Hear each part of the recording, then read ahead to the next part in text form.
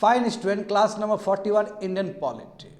और इस क्लास में हम लोग बहुत ही स्पेशल फंडामेंटल राइट्स कवर करने जा रहे हैं, डैट इज आर्टिकल 32।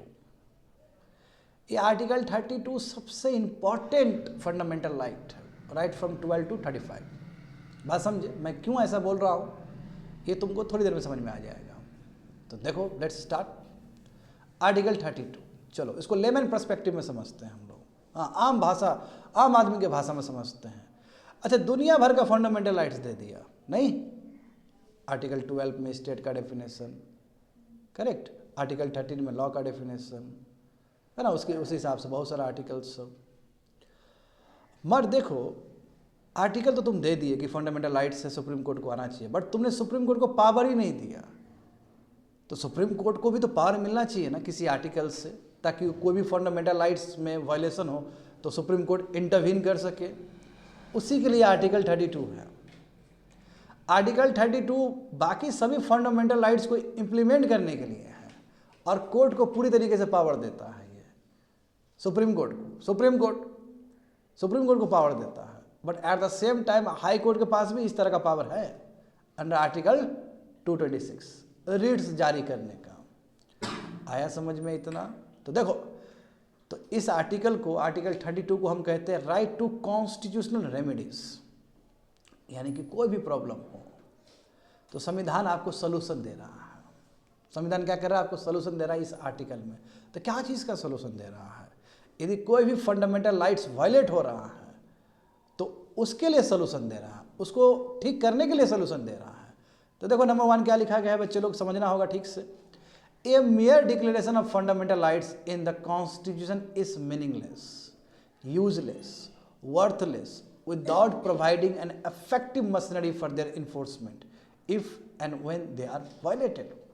बोला केवल फंडामेंटल राइट्स संविधान में देना बड़ी बात नहीं है, केवल लिख दिए कोई काम का नहीं, मीनिंगलेस, वो यूजलेस, वो वर्थलेस है, कोई वैल्यू नहीं है उसके अंदर। तब तक वैल्यू नहीं है, तब तक उसके अंदर मीनिंग नहीं है जब तक कोई इफेक्टिव मैकेनिज्म ना हो, इफेक्टिव मशीनरी ना हो, इफेक्टिव तरीका ना हो उसको इंप्लीमेंट करने का, यदि किसी तरह का फंडामेंटल राइट्स वायलेट होता है तो कहने का मतलब क्या कि ये आर्टिकल 32 अपने आप में खास हो जाता है कि किसी का भी फंडामेंटल राइट्स यदि वायलेट हो रहा है या कोई भी फंडामेंटल राइट्स वायलेट हो रहा है तो सुप्रीम कोर्ट एम्पावर्ड है। वो डायरेक्ट, यानी कि जो अग्रीव्ड सिटीजन है जिसके साथ वायलेशन हुआ है, जिसका फंडामेंटल राइट्स वायलेशन हुआ है, चाहे स्टेट ने किया हो चाहे प्राइवेट इंडिविजुअल ने किया हो, वो डायरेक्ट सुप्रीम कोर्ट जा सकता है।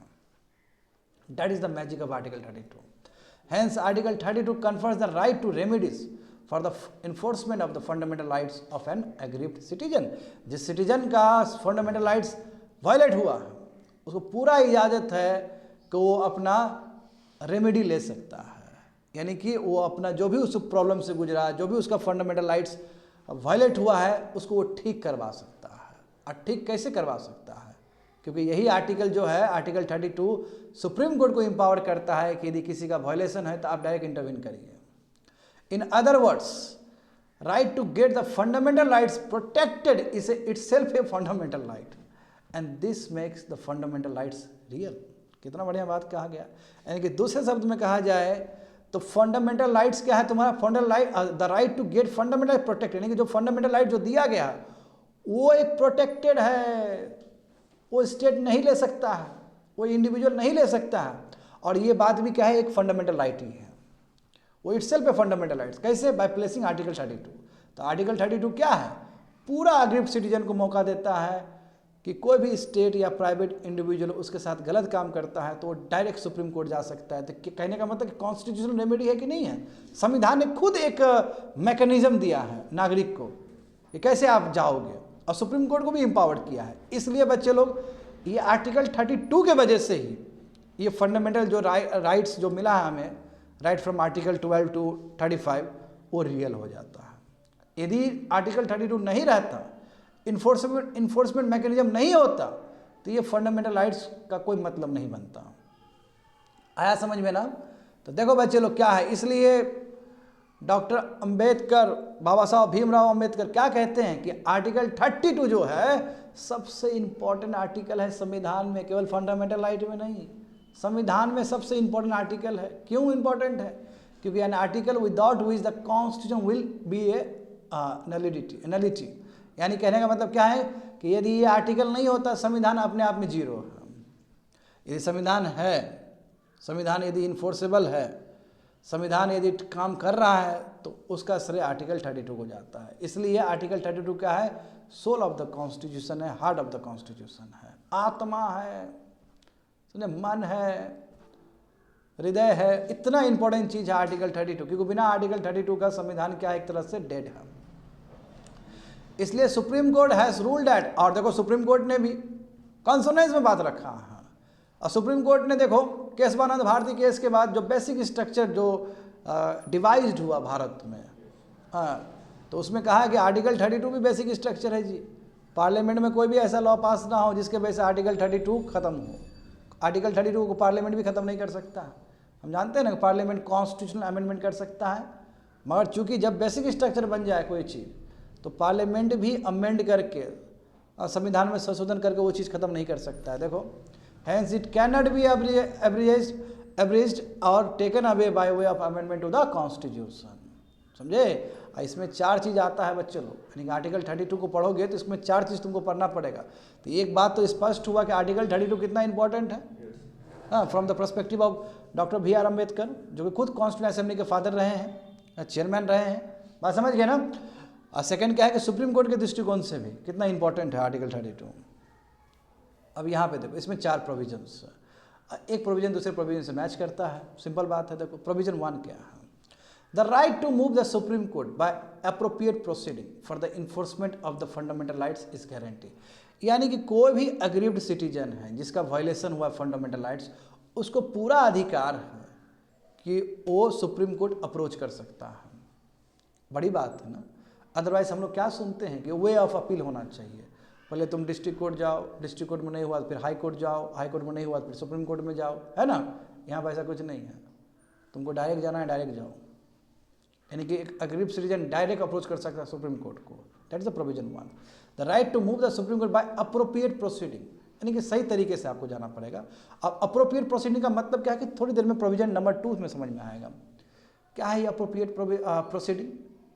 The Supreme Court shall have the power to issue direction or orders or rates for the enforcement of any of the fundamental rights।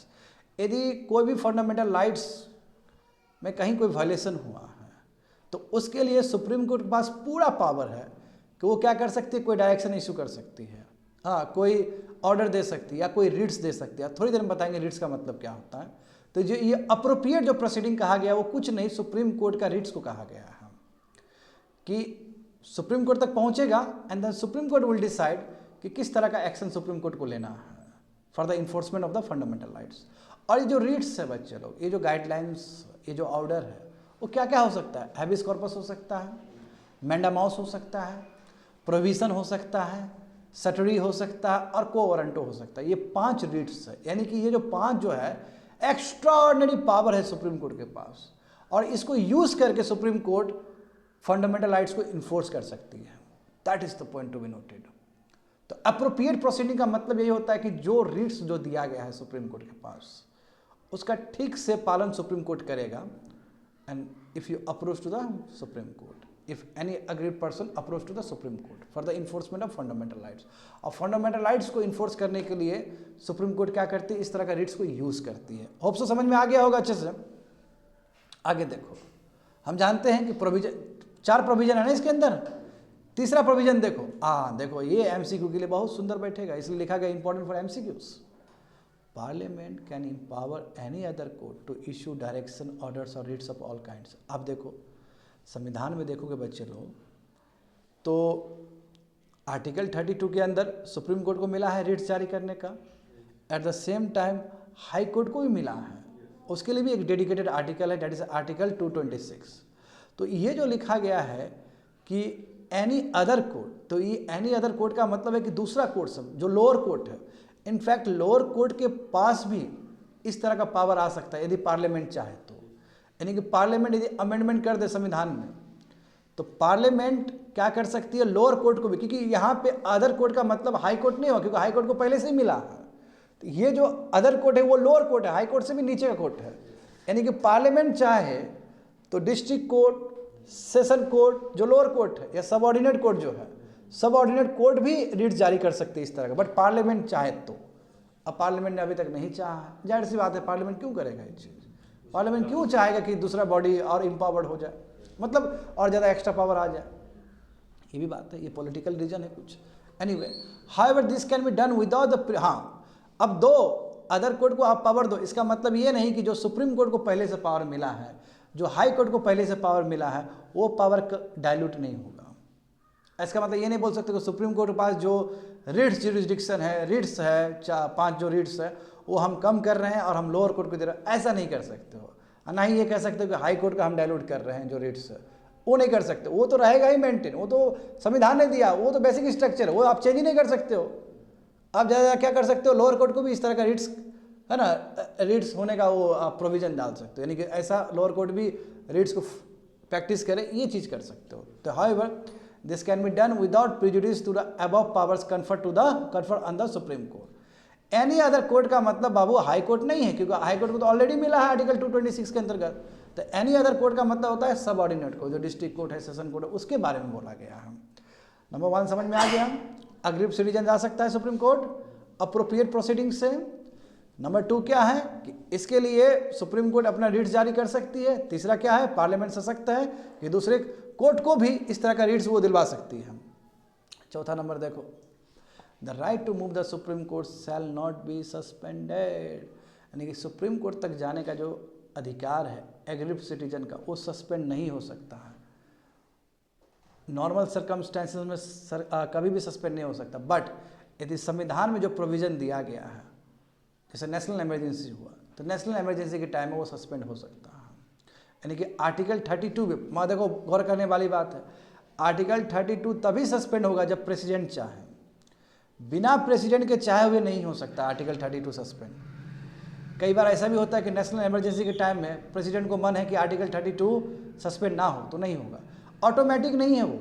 इससे नेशनल इमरजेंसी के टाइम में मात्र जानते हो ना कि आर्टिकल 20 और आर्टिकल 21 नेशनल इमरजेंसी, यदि मान लो कि नेशनल इमरजेंसी वार और एग्रेशन के वजह से हुआ, तो 2 फंडामेंटल राइट्स जीवित रहता है, बाकी सब फंडामेंटल राइट्स तुम्हारा हो जाता है। ये मैं बात कर रहा हूँ on the base of external aggression and वार। एक क्या है कि एक नेशनल इमरजेंसी होना, बट रीजन क्या है, इंटरनल डिस्टर्बेंस नहीं, आर्म्ड रेबिलियन। इंटरनल डिस्टर्बेंस खैर खत्म हो गया, वो आर्म्ड रेबिलियन, तो उस समय आर्टिकल 19 भी बचा रहता है, आर्टिकल 20 भी बचा रहता है, आर्टिकल 21 भी बचा रहता है, ये जानते हो ना सब तुम लोग। अब मैं यहाँ पे क्या बोल रहा हूँ कि आर्टिकल 32 ये जो सस्पेंड है, ये तो इमरजेंसी के टाइम में ही होता है, बट कंपलसरी नहीं है कि होगा, ये प्रेसिडेंट डिसाइड करेगा। बात समझे ना। हाँ, ऐसा भी सिचुएशन हो सकता है कि नेशनल इमरजेंसी लगा हो बट आर्टिकल 32 स्टिल काम कर रहा हो, क्योंकि it depends on the president mood, president क्या सोचता है। देखो वही लिखा गया है कि right to move the supreme court shall not be suspended except as otherwise provided by the constitution. यदि संविधान के प्रोविजन में दिया गया कि सस्पेंड होना चाहिए तब होगा।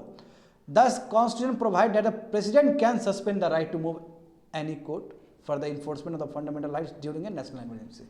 नेशनल इमरजेंसी के टाइम में जब लगता है आर्टिकल 359 के हिसाब से जब नेशनल इमरजेंसी लगता है बच्चे लोग, तो उस समय प्रेसिडेंट डिसाइड कर सकता है। हाँ, कई बार ऐसा भी हो सकता है कि प्रेसिडेंट बोले कि नो ये सस्पेंड नहीं होगा, आर्टिकल 32 सस्पेंड नहीं होगा। तो ऐसा नहीं हुआ कि नेशनल इमरजेंसी लग गया कि ऑटोमेटिकली सस्पेंड होगा, नो, नेशनल इमरजेंसी लगा है बट उसके लिए प्रेसिडेंट को ओके कहना होगा। That point to be noted, क्योंकि हम जानते हैं कि नेशनल इमरजेंसी लगता है तो 20 और 21 ही रहता है, बाकी सब फंडामेंटल राइट्स खत्म हो जाता है, बट इसमें ये ऐसा केस नहीं है। 4 प्रोविजन पढ़े ना, समझ में आया ना, यही आर्टिकल 32 है, समझे।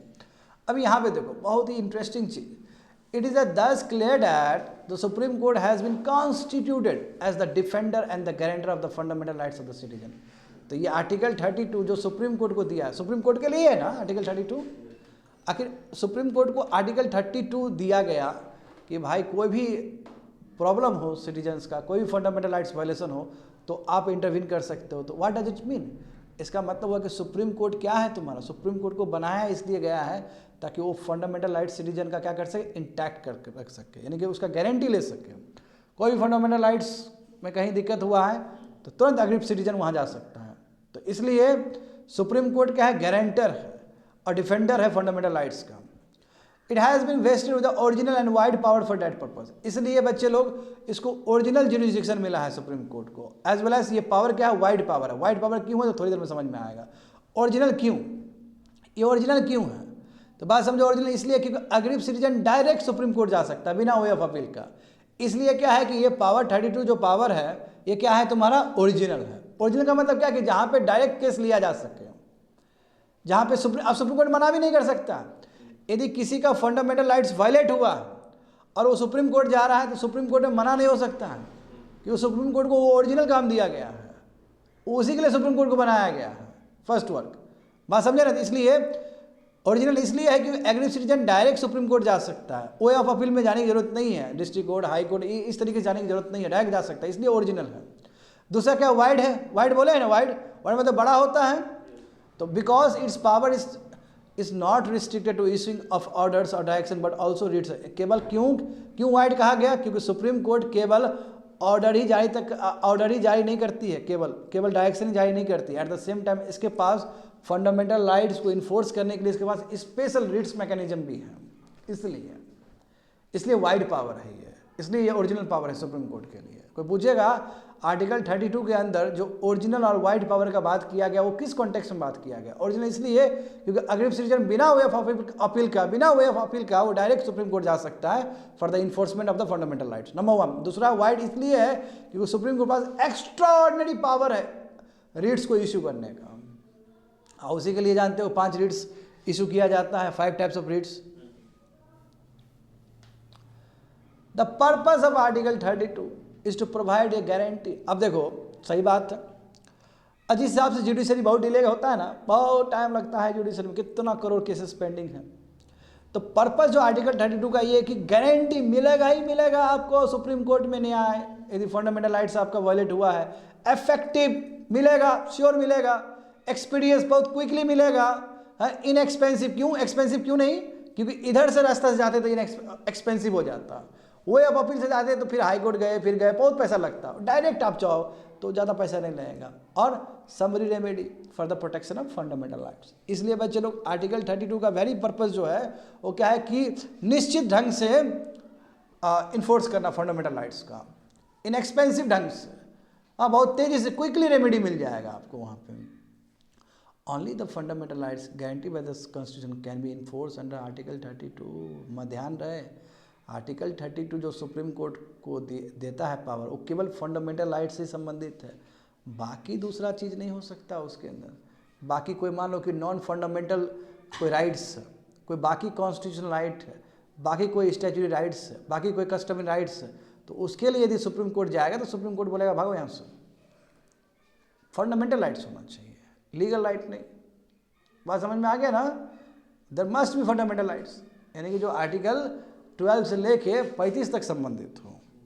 अब पता चला तुम ऐसा लॉ, तुम पार्लियामेंट का किसी लॉ को लेके जा रहा है जिसका कोई फंडामेंटल राइट से लेना देना नहीं है, तो बोलेगा भागो यहाँ से। तो केवल आर्टिकल 32 एक्सक्लूसिवली सुप्रीम कोर्ट को दिया गया है for the only enforcement of fundamental rights, not other rights, not other legal rights. समझे ना। नॉन फंडामेंटल कॉन्स्टिट्यूशनल राइट्स नहीं हो सकता, स्टैट्यूटरी राइट नहीं हो सकता, बट यहाँ पे अलग हो जाता है।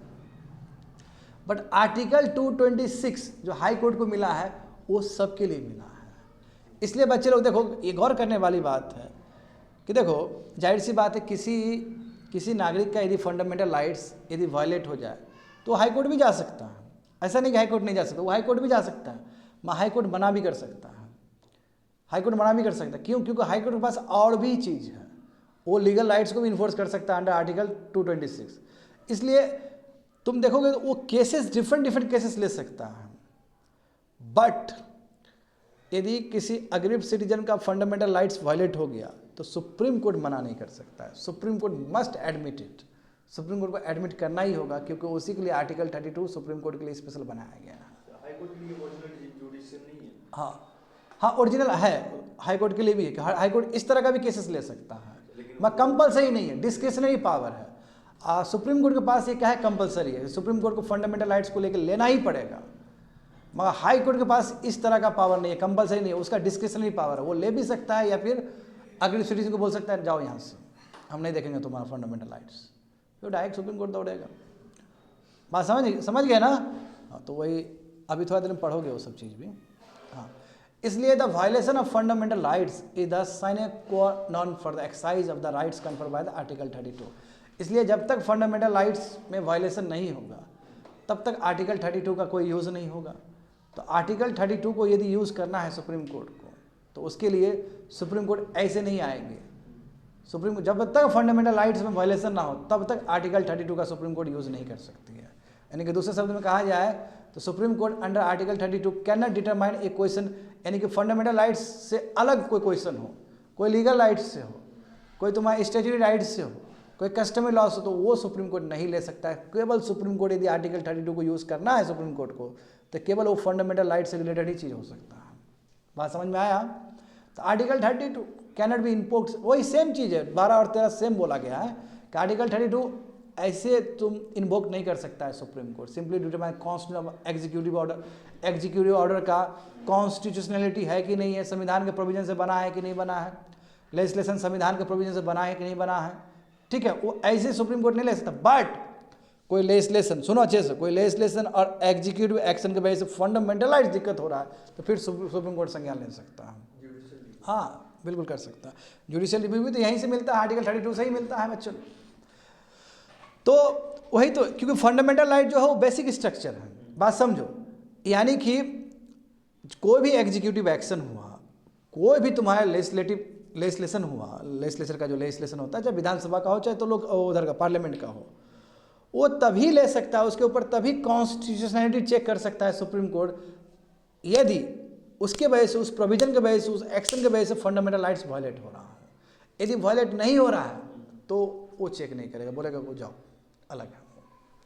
तो आर्टिकल 32 को भी जो जुडिशियल रिव्यू के रूप में यूज़ करता है सुप्रीम कोर्ट, इसको देखते हुए कि क्या उस लेजिस्लेशन से, क्या उस एग्जीक्यूटिव एक्शन से क्या फंडामेंटल राइट्स वायलेट हो रहा है।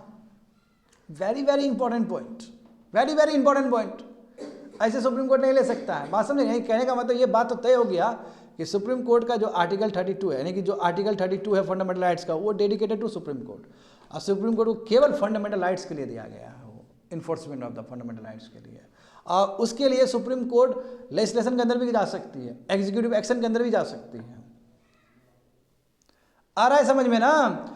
इन case of the enforcement of fundamental rights the jurisdiction of the supreme court is original.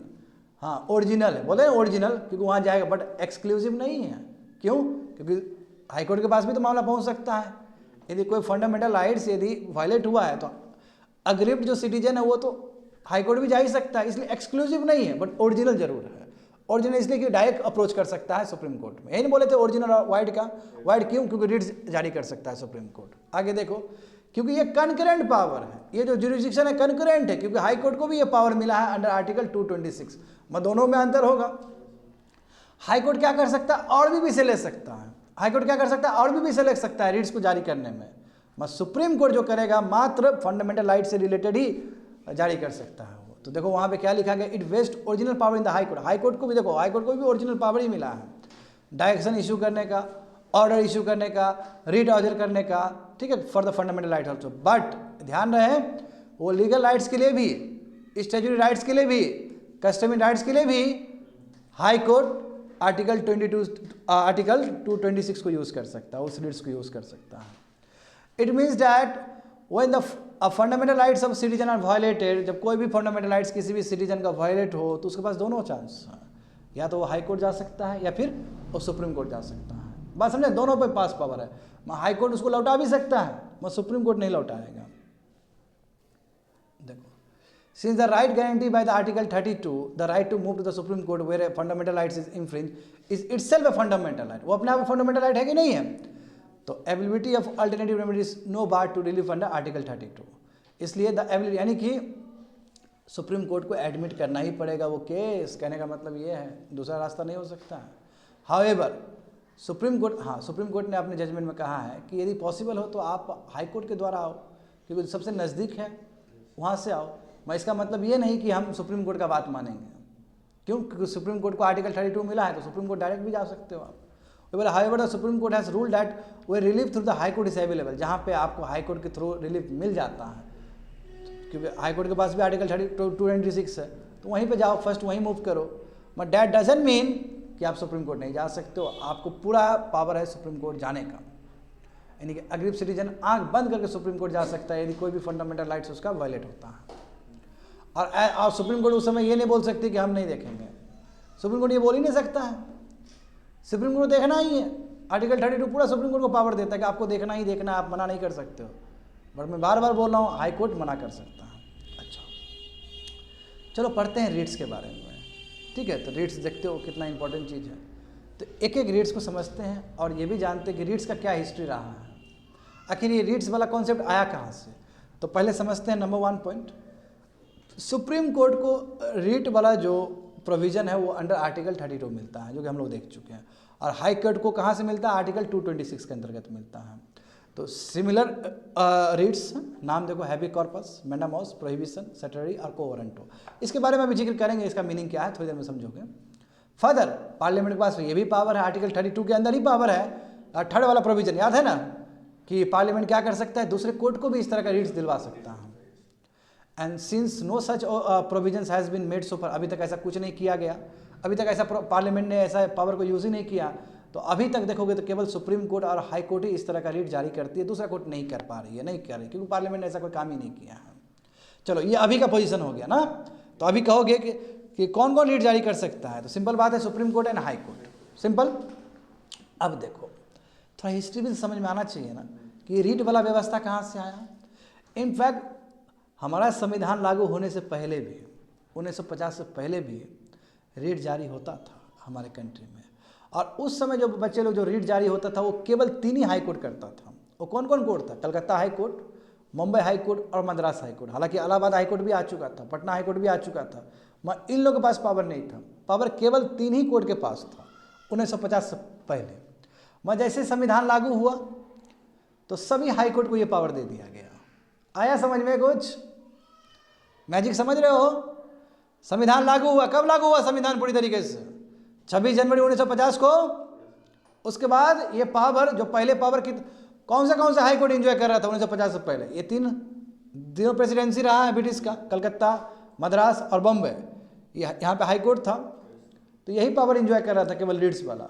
आज़ादी के बाद, आज़ादी नहीं, संविधान लागू होने के बाद क्या हुआ, सबको पावर दे दिया। देखो तो इसलिए बोला कि आर्टिकल 22 जो आर्टिकल 226 है ये अब सब हाई कोर्ट को एम्पावर करता है कि वो रीट्स जारी कर सकती है।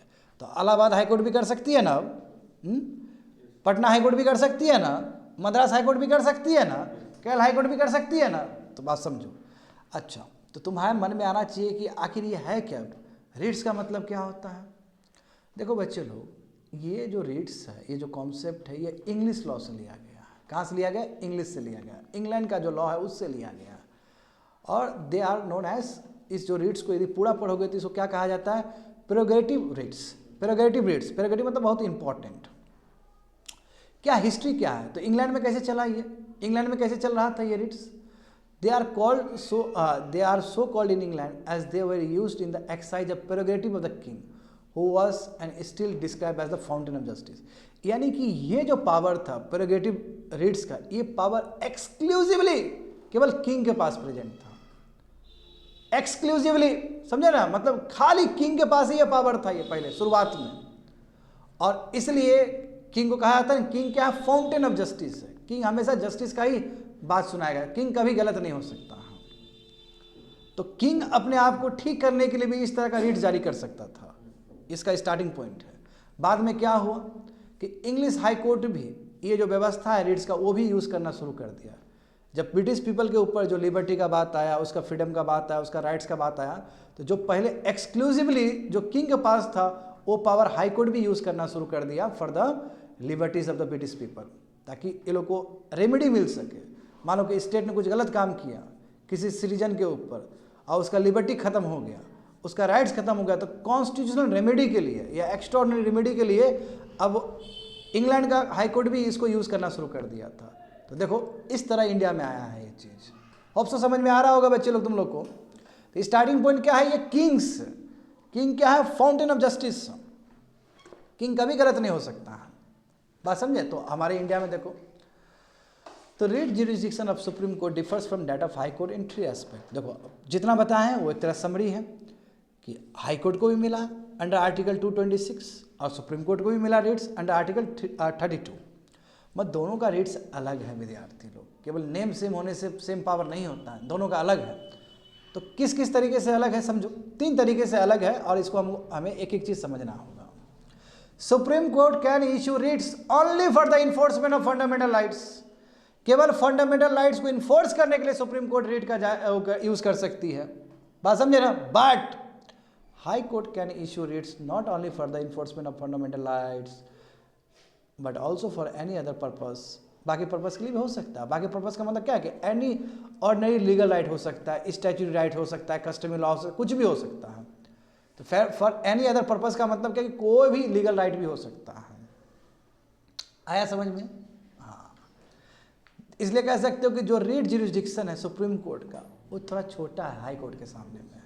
अच्छा देखो कितना, अब ये सुन के अजीब लग रहा होगा ना तुम लोग को, यानी कि रीट का जो दायरा है कितना विषय आ सकता है। तो सुप्रीम कोर्ट के पास जो रीट का जो दायरा है, जो विषय, वो बहुत कम है। क्यों? केवल वो फंडामेंटल राइट्स के रिलेटेड ही ले सकता है रीट्स को, यानी कि फंडामेंटल राइट्स से रिलेटेड ही वो रीट्स को इशू कर सकता है। But high court under article 226 वो रीट को जो जारी कर सकती है वो बहुत सारा केसेस को लेकर कर सकती है। Not only fundamental rights, legal rights भी हो सकता है, वो स्टैट्यूटरी राइट्स भी हो सकता है, वो कस्टमरी लॉ राइट्स भी हो सकता है। समझ गए ना? तो इस सेंस से देखोगे बच्चे लोग, तो सुप्रीम कोर्ट के पास जो रीट का जो सब्जेक्ट है बहुत छोटा है। मगर मैं तुम लोग से पूछता हूँ, मैं सुप्रीम कोर्ट ने जो रीट इशू किया वो पूरा भारतवर्ष में लागू होगा। मैं हाई कोर्ट जो रीट जारी करेगा उसका अपना टेरिटोरियल जुरिस्डिक्शन तक होगा, वो अपना लक्ष्मण रेखा तक होगा उनका। है समझ में? देखो, तो Supreme Court can issue writs against a person और a government throughout the territory of India. देख रहे हो ना, कोई भी प्राइवेट पर्सन के अगेंस्ट या स्टेट के अगेंस्ट वो पूरा भारत तक, पूरा टोटल टेरिटरी तक वो रीट्स अपना जारी कर सकते हैं, मगर हाई कोर्ट। अब देखो बच्चे लोग, ये इंपॉर्टेंट चीज़ है। अब मैं कहना चाहूँगा यहाँ पे, ये वर्ड से नहीं समझ पाओगे तो मैं एक लेमन टर्म्स में पहले बताता हूँ हाई कोर्ट कहाँ तक कर सकती है। देखो बच्चे लोग, हाई कोर्ट का अपना एक टेरिटोरियल जुरिस्डिक्शन होता है। अब टेरिटोरियल जुरिस्डिक्शन का मतलब ये नहीं, जैसे एग्जांपल देखो पटना हाई कोर्ट का लेते हैं। पटना हाई कोर्ट का मतलब तुम लोग को लग रहा हो केवल बिहार, केवल बिहारी नहीं है।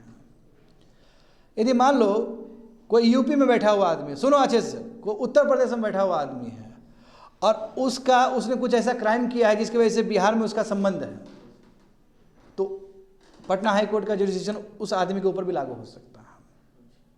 जैसे मान लो ना, दूसरा एग्जांपल कि एक क्या किया, एक आदमी, उत्तर प्रदेश का एक आदमी ने क्या किया, बिहार में आके अनटचेबिलिटी प्रैक्टिस किया।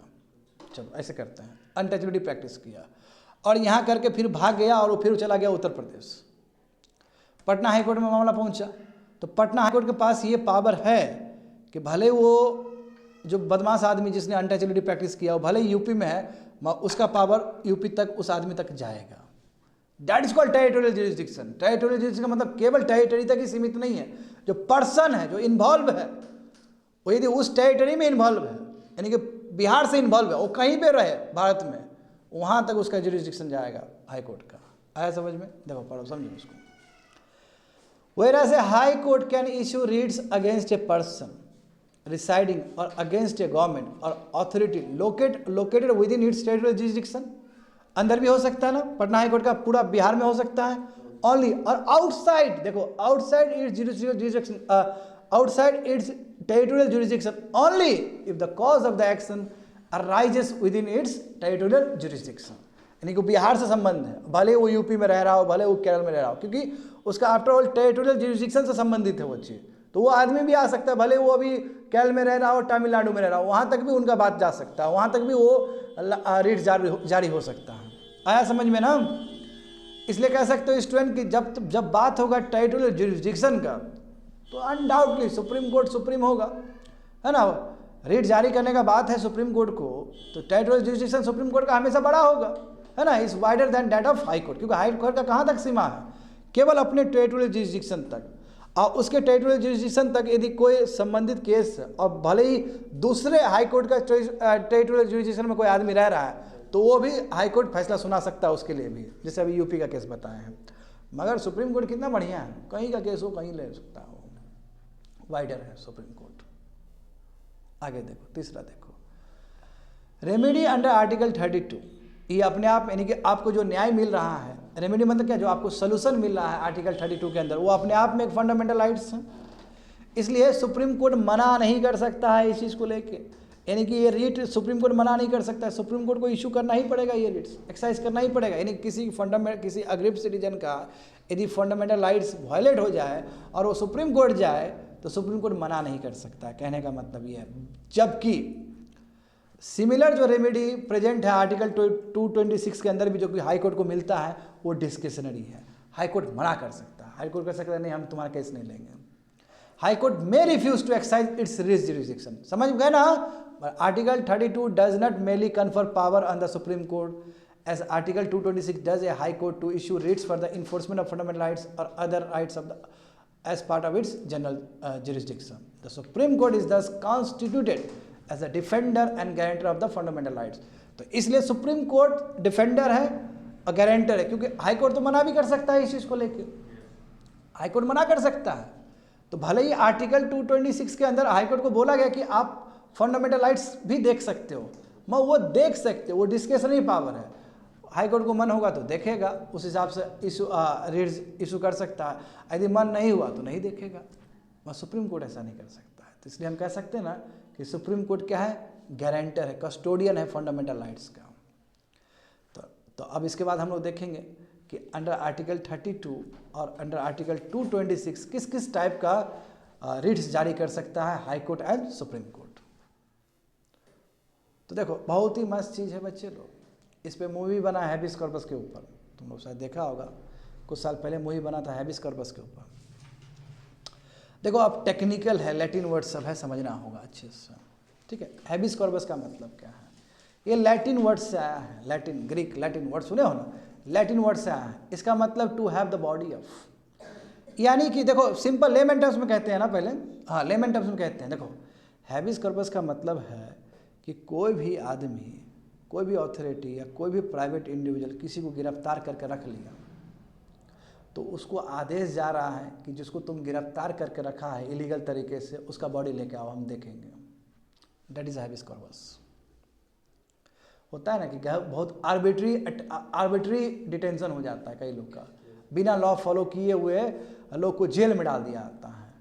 तो सुप्रीम कोर्ट क्या बोला है कि जो अथॉरिटी जेल में डाला है, हम तुमको रीट जारी करते हैं कि उसका बॉडी लेके आओ, उसको हम देखेंगे, उसको एग्जामिन करेंगे।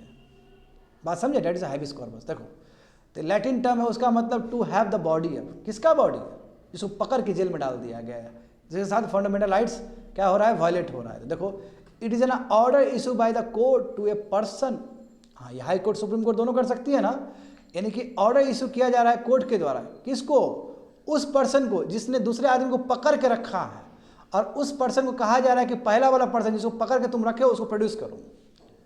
आया समझ में, to have the body of, जिसको पकड़ के रखे हो उसको लेके आओ, देखेंगे उसका।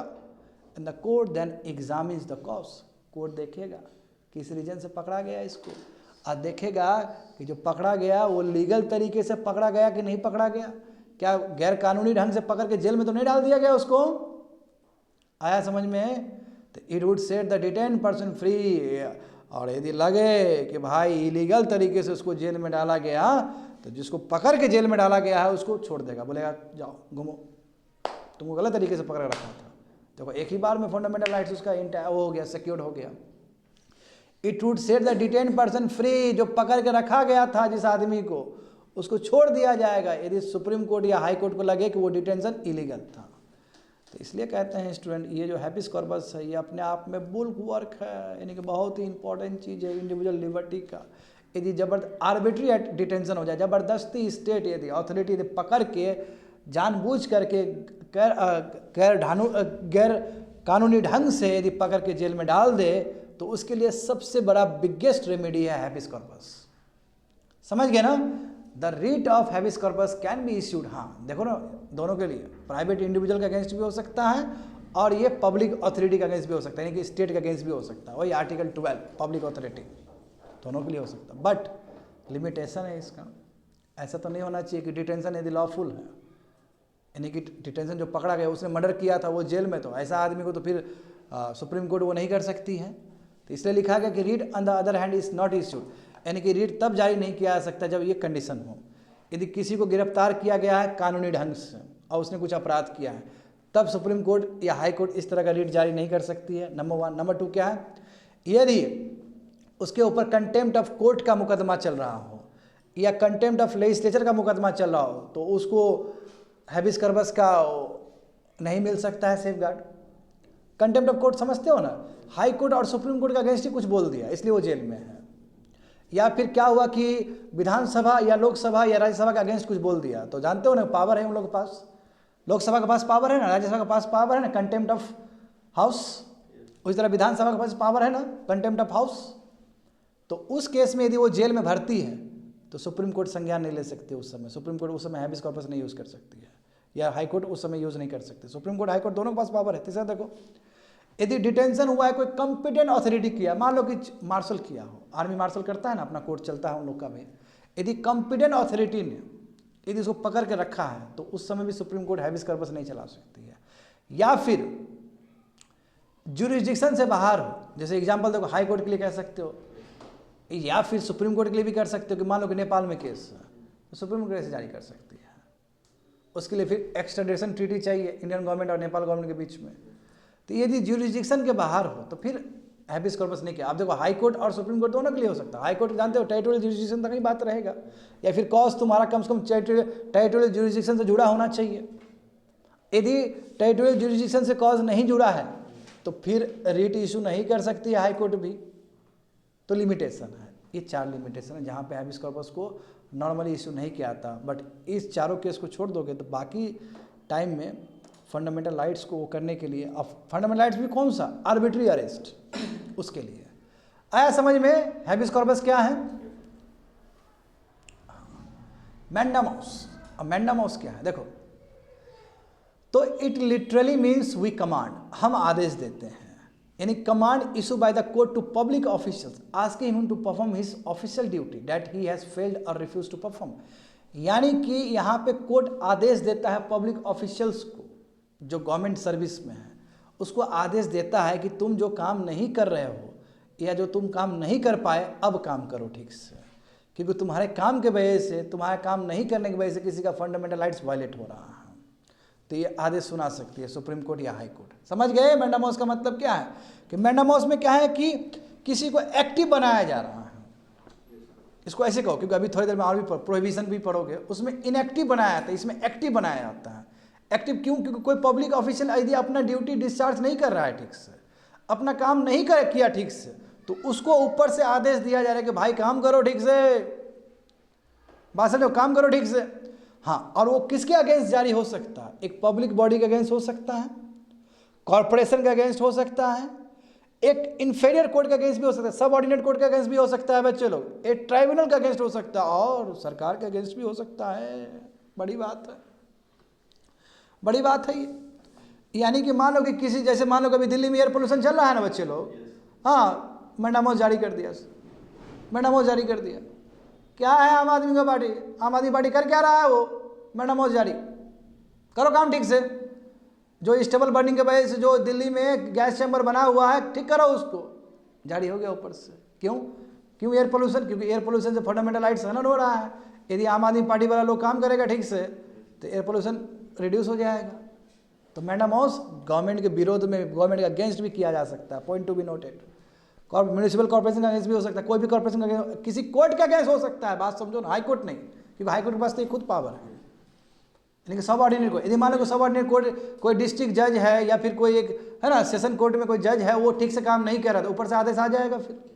हाँ, मैं देखना होगा ये केस कहाँ कहाँ मैंडामोस जारी नहीं किया जा सकता है। देखो, तो प्राइवेट इंडिविजुअल के अगेंस्ट नहीं हो सकता है। जितनी पब्लिक ऑफिशियल था ना, या तो पब्लिक बॉडी था वो, देखो बढ़िया पब्लिक ऑफिशियल था, जो कर्मचारी था सरकार का, चाहे स्टेट गवर्नमेंट का हो चाहे वो तुम्हारा केंद्र सरकार का हो, public body, corporation, inferior court, tribunal और गवर्नमेंट, इसके अगेंस्ट हो सकता है। मैं प्राइवेट इंडिविजुअल, तुम्हारे और मेरे ऐसा आदमी के अगेंस्ट नहीं हो सकता है, प्राइवेट इंडिविजुअल के अगेंस्ट नहीं हो सकता है, प्राइवेट बॉडी के अगेंस्ट नहीं हो सकता है, या to enforce departmental instruction that doesn't possess, इस यानी कि कोई ऐसा डिपार्टमेंट को आप नहीं आदेश दे सकते हो जिसका स्टैट्यूटरी बैकअप ना हो, यानी कि पार्लियामेंट से ना बना हो।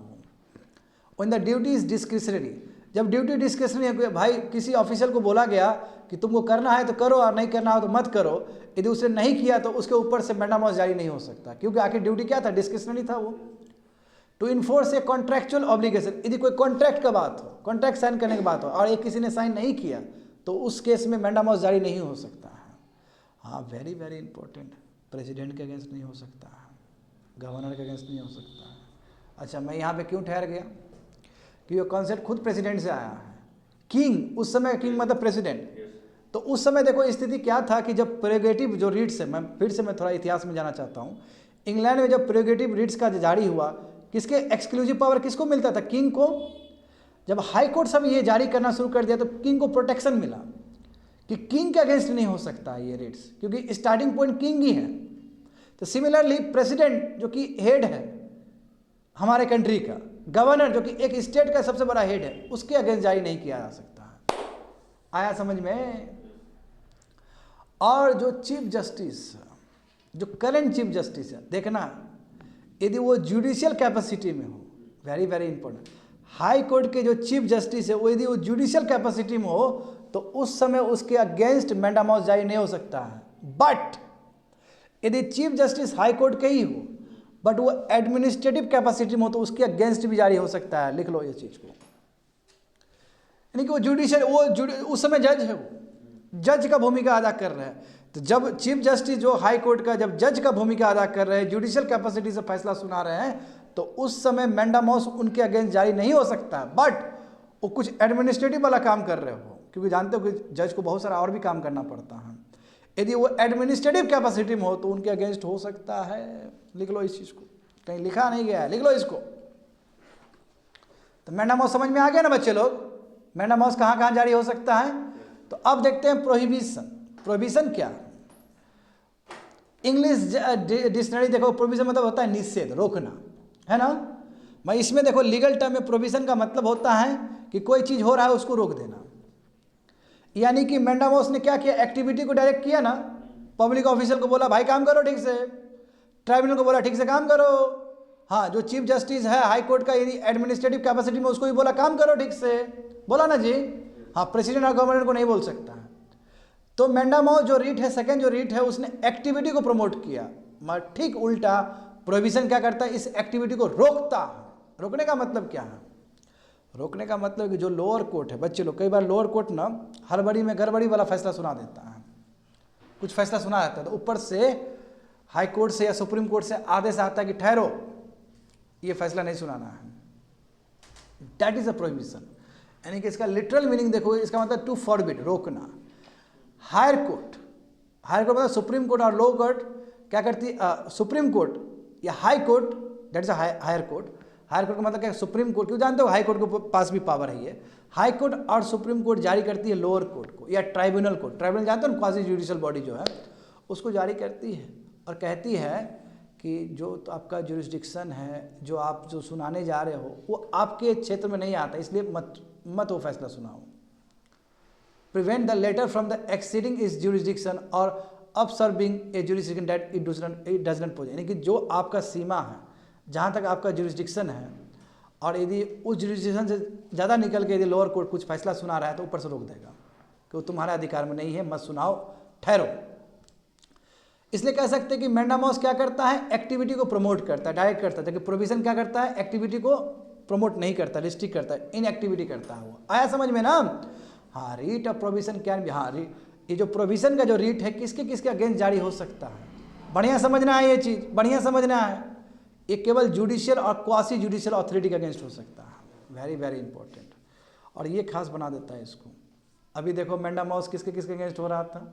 वो प्रोहिबिशन जो है केवल जुडिशियल और क्वासी जुडिशियल यानी कि ट्राइब्यूनल के अगेंस्ट हो सकता है। It is not available against the administrative authority, not against legislative body, not against private individuals, not another body. समझ रहे हो ना? तो प्राइवेट इंडिविजुअल यानी कि विधानसभा के अगेंस्ट नहीं हो सकता है, लोकसभा के अगेंस्ट नहीं हो सकता है। हाँ, एक डिपार्टमेंट जो एडमिनिस्ट्रेटिव डिपार्टमेंट है उसके अगेंस्ट नहीं हो सकता। ये केवल जुडिशरी या क्वाजी जुडिशियल बॉडी के अगेंस्ट हो सकता है। आया समझ में बच्चे लोग? यानी कि उसको प्रोनाउंसमेंट करने से रोक देना कि मत सुनाओ फैसला तुम, ठीक है, क्योंकि तुम्हारे वो जुरिस्डिक्शन में नहीं आता है, एरर हो जाएगा। अब ये देखो, ये खास सेटरडी का मतलब क्या होता है? ये देखो, प्रोहिबिशन तो समझ के प्रिवेंटिव था, पहले ही रोक दिए। पहले रोक दिए ना। कई बार क्या होता है बच्चे लोग कि लोअर कोर्ट फैसला गलत सुना देता है, तो बाद का भी रेमेडी होना चाहिए ना, क्यूरेटिव। तो सैटरडे क्या है, प्रिवेंटिव है, क्यूरेटिव भी है, यानी कि प्रोविजन जो प्रिवेंटिव था पहले ही रोक लिया गया, वो फीचर सैटरडे के पास भी है। At the same time Saturday वाला जो रेड जुरिस्डिक्शन है, इसके पास क्यूरेटिव वाला भी चीज है, यानी कि कुछ हो गया उसके बाद भी संज्ञान ले सकता है। दोनों ही फीचर है इसके अंदर। तो समझो क्या बोल रहे हैं, समझो इस चीज को। इसका जो लिटरल मीनिंग है सैटरडे का, टू बी सर्टिफाइड और टू बी इन्फॉर्म्ड। हाँ, इन्फॉर्म्ड करना है, सर्टिफाइड करना, ऐसे मुंह उठा के कुछ भी फैसला नहीं दे देना है। It is issued by the higher court, यानी कि सुप्रीम कोर्ट और हाई कोर्ट इशू कर सकती है लोअर कोर्ट या ट्राइब्यूनल को। अब देखो क्या खास बात है, either to transfer a case pending with the latter, यानी कि कोई लोअर कोर्ट में केस पड़ा हो तो उस केस को डायरेक्ट ट्रांसफर कर सकता है हाई कोर्ट, या डायरेक्ट ट्रांसफर कर सकता है सुप्रीम कोर्ट, या फिर कुछ भी लोअर कोर्ट ने फैसला सुनाया हो तो ऊपर से आदेश आएगा उसको क्वेश करो। डायरेक्ट फैसला ऊपर से आ गया लोअर कोर्ट के लिए, सबऑर्डिनेट कोर्ट के लिए, कि जो आपने फैसला सुनाया वो उसमें एरर है, क्वेश करो। तो ये एक्स्ट्राऑर्डिनरी पावर है कि नहीं, ये बताओ तो, कि लोअर कोर्ट का जो फैसला है ऊपर से डायरेक्ट उसको रद्द कर दिया जा सकता है, डायरेक्ट रद्द किया जा सकता है। That point of view. तो कहीं ना कहीं जो लोअर कोर्ट कई बार फैसला सुनाता है, कई बार फैसला सुनाता है, उसमें एरर आ जाते हैं, तो एरर को ठीक करने के लिए, एरर को रेक्टिफाई करने के लिए इस तरह का प्रोविजन दिया गया। इसलिए बच्चे लोग कहा जा रहा है कि ये प्रिवेंटिव भी है, क्यूरेटिव भी। क्यूरेटिव का मतलब क्या, बीमार हो गया उसके बाद हम ठीक कर रहे हैं, और प्रिवेंटिव का मतलब क्या कि बीमार से पहले उसको ठीक करें। दोनों ही प्रोविजन इसके अंदर। It is issue on the ground of excess और जुरिस्डिक्शन और लैक ऑफ जुरिस्डिक्शन और एरर ऑफ लॉ, यानी कि तब होगा जब मान लो कि एक लोअर कोर्ट अपना फैसला सुना रहा है जो कि उसके क्षेत्र अधिकार में है ही नहीं, बात समझे, या फिर जो सुना रहा है तो उसमें उसने लॉ का एरर कर दिया, उसने गलत तरीके से सुना दिया, उसने गलत तरीके से इंटरप्रेट कर दिया। तो इसलिए प्रोविजन में क्या था, केवल प्रिवेंटिव वाला बात था। इसमें क्या है कि प्रिवेंटिव और क्यूरेटिव दोनों है। क्यों? क्योंकि कोर्ट गलत फैसला सुना चुका है। देखते हो ना, कोर्ट कभी भी कैपिटल पनिशमेंट सुनाती है तो अब तुरंत हाई कोर्ट ऊपर से आती है, हाई कोर्ट फिर से उसको देखती है, संज्ञान लेती है। डिस्ट्रिक्ट कोर्ट का या लोअर कोर्ट का जो कैपिटल पनिशमेंट, जो फांसी का सजा है, कभी भी उसको मान्यता नहीं मिलता है, तुरंत हाई कोर्ट देखती है। तो previously the writ of Saturday could be issued only, देखो पहले देखो, बाद में चेंज हुआ, 1991 के बाद चेंज हुआ। ये शुरू में क्या था कि सैटरडे जो है, जो प्रिवेंटिव और क्यूरेटिव दोनों ही मैकेनिज्म उसके अंदर, पहले केवल जुडिशियल बॉडी या क्वासी जुडिशियल बॉडी के अगेंस्ट होता था, एडमिनिस्ट्रेटिव अथॉरिटी के अगेंस्ट नहीं सुनाया जाता था ये। बट 1991 के बाद कुछ हुआ है, सुप्रीम कोर्ट ने क्या कहा कि नो, अब ये एडमिनिस्ट्रेटिव अथॉरिटी के अगेंस्ट भी हो सकता है। यदि एडमिनिस्ट्रेटिव अथॉरिटी कुछ ऐसा फैसला ले, ऐसा डिसीजन ले जिसकी वजह से किसी का फंडामेंटल राइट्स यदि प्रभावित हो रहा है, तो एडमिनिस्ट्रेटिव अथॉरिटी भी उसके ऊपर भी इस तरह का रिट्स जारी हो सकता है। आया समझ में? Like provision Saturday is also not available, हाँ, मगर स्टिल सैटरडे लेजिस्लेटिव बॉडी के अगेंस्ट नहीं है, प्राइवेट इंडिविजुअल के अगेंस्ट नहीं है, फिर प्राइवेट बॉडीज के अगेंस्ट नहीं है। तो इसका दायरा एक बढ़ गया, प्रोविजन के कंपेयर में एक बढ़ गया। क्या है? एडमिनिस्ट्रेटिव अथॉरिटी आ गया है। प्रोहिबिशन में एडमिनिस्ट्रेटिव अथॉरिटी नहीं था। समझ पा रहे हो ना स्टूडेंट लोग? हाँ। अब देखो लास्ट वन, कोवारंटो। कोवारंटो का मतलब क्या है, देखो समझो।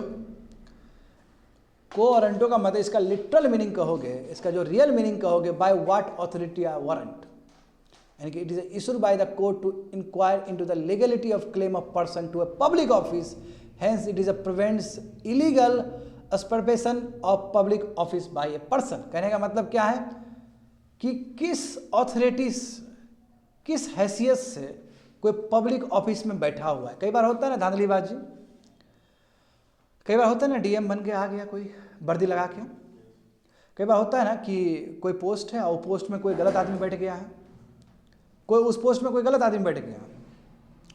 तो ये कोवारंटो तभी जारी होता है, कोर्ट तभी जारी करती है, हाई कोर्ट या सुप्रीम कोर्ट तभी जारी करती है, चेक करने के लिए जो पर्सन जो क्लेम कर रहा है पब्लिक ऑफिस का, क्या सच में वो पर्सन डिजर्व करता है उस कुर्सी पे, क्या सच में ही वो पर्सन उस ऑफिस में जो बैठा है उसका एग्जाम पास करके गया था। कई बार होता है धांधलीबाजी। हाँ, इसलिए इलीगल ऑक्यूपेशन नहीं होना चाहिए पब्लिक ऑफिस में कोई भी आदमी का, लीगल तरीके से पब्लिक ऑफिसर बनना चाहिए। कहने का मतलब ये हुआ।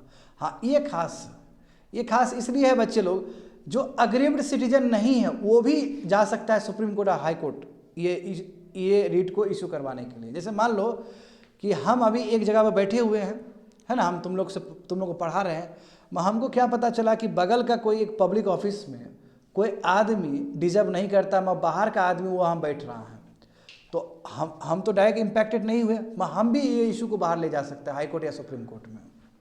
इसमें जरूरी नहीं कि अग्रीव्ड सिटीजन हो, ये खास है इसका कोहेरेंटो का। देखो, writ can be issued only in case of substantive public office of permanent character, यानी कि पब्लिक ऑफिस कैसा होना चाहिए जो पार्लियामेंट के लॉ से या विधानसभा के लॉ से बना हुआ हो, जैसे बीपीएससी यूपीएससी टाइप का, या संविधानिक पोस्ट हो, या संविधान से हो।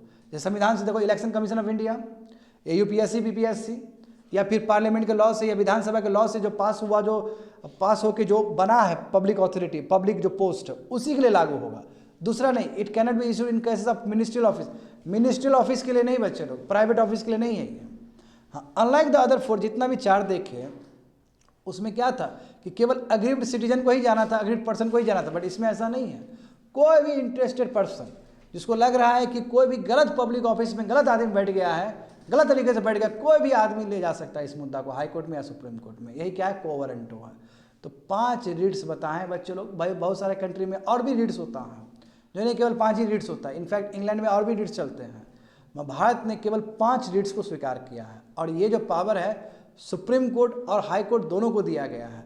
सुप्रीम कोर्ट ये जो 5 रीट्स है वो इशू करती है केवल फंडामेंटल राइट्स को करने के लिए, ठीक करने के लिए, इन्फोर्स करने के लिए। बट हाई कोर्ट ये 5 रीट्स को जो इशू करती है केवल फंडामेंटल राइट्स तक ही नहीं, वो लीगल राइट्स भी हो सकता है, स्टैट्यूटरी राइट्स भी हो सकता है, कस्टमरी लॉज भी हो सकता है, and so on. That's it, completed.